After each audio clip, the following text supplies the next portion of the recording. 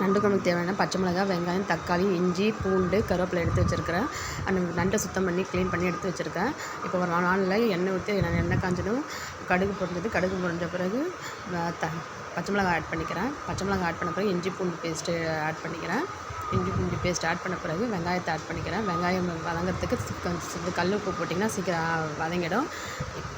வதங்கின பிறகு தக்காளியும் ஆட் பண்ணிக்கிறேன். நல்லா 5 நிமிஷம் வதக்கி விட்டிங்கன்னா இந்த ஸ்டேஜுக்கு வந்த பிறகு நம்ம நண்டை எல்லாத்தையும் ஆட் பண்ணிக்கலாம்.